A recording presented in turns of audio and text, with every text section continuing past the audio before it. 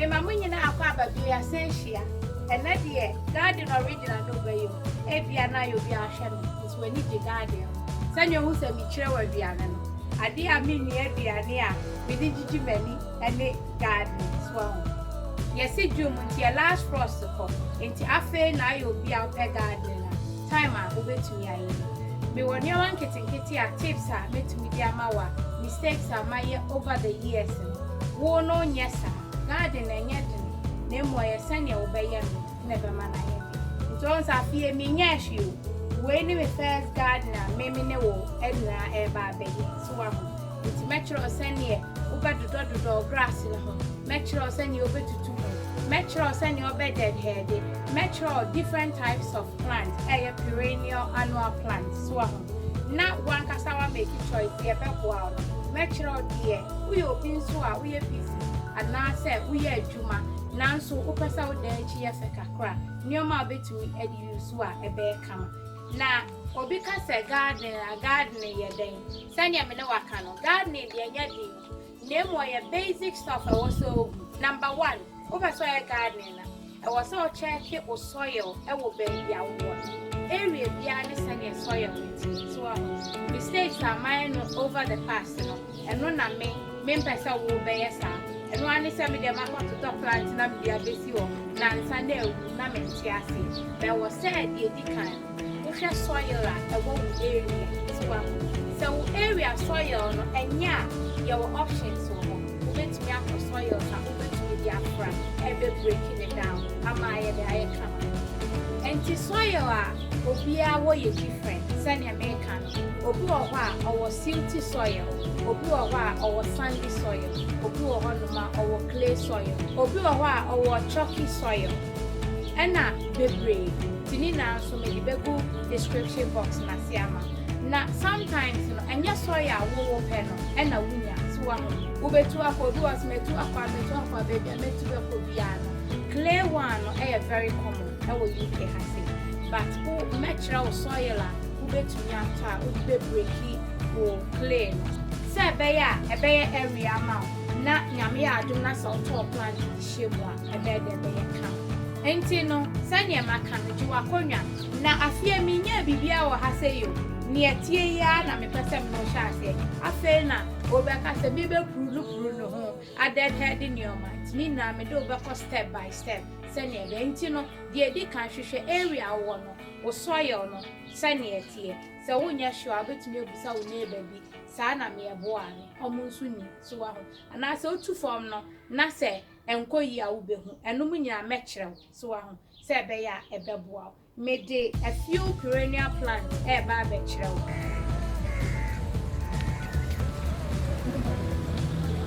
abusiafo anadi ya medo aba me local garden center na mpesa me no go through some of the plants e beboa e bia ye obi afa perennial plants enti ma me no go through we a campanola wa ho ya wone purple hwese ne efe so wa ho and an white ni enti we no e back every year and one say wo behwe say and also no ewu a na che say wa hwe atwa ma kofom and na we ye salvia and na we ni we nso e Veronica ebusiafo on say ne etie efe enti ne pink ni salvia family enti dia wo pe bia no na what choose. So I like these plants because throughout the summer they be flower ongoing. And when I say flower, we are no chat, not for fraba and encouraging. And to say one option. And I have the roses so the climbing walls and also more different colors. So I not on them. It is a whole soil no. A far roses dear. This is for you. Maybe on me dear and ma. And to Bomodian says a whole soil no check it.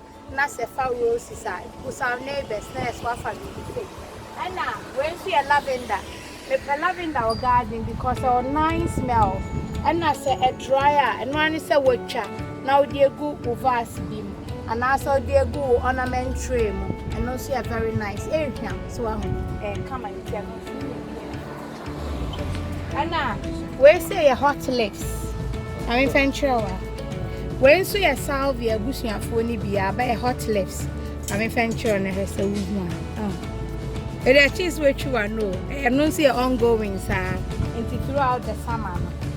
Tea salvia and crop way be Veronica on Sunday. Very nice. Or garden. I need a perennial plant. Plant about a year be away no ongoing about year by year. And to wear a foxglove. So on Sunday come and don't see a perennial plant, sir. Make a plant because I call it cutting plant. So you'll be a open summertime no open plant they see vases more. These are the sort of things you have to go for. Oh, come on.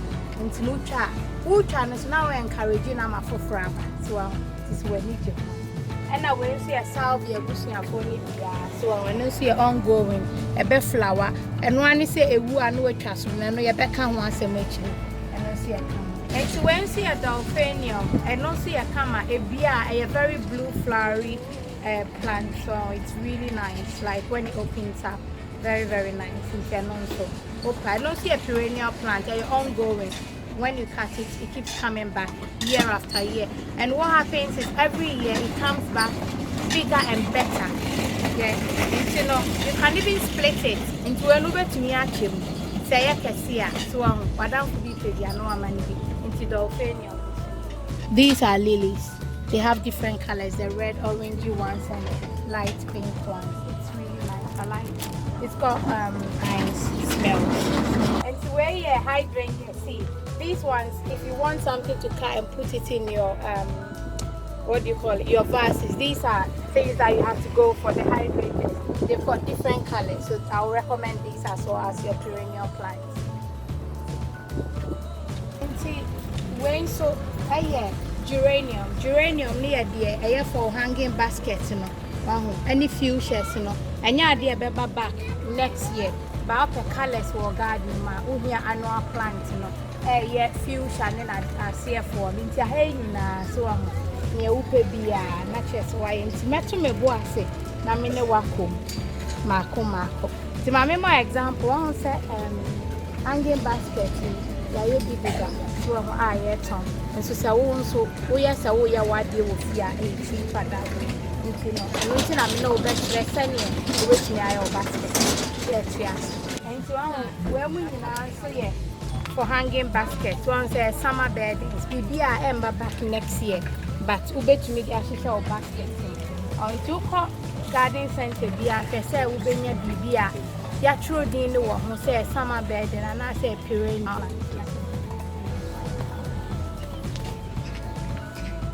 And I will say a lubelia, a trailing one, and no more bush one, and then so you come, I come away hanging basket.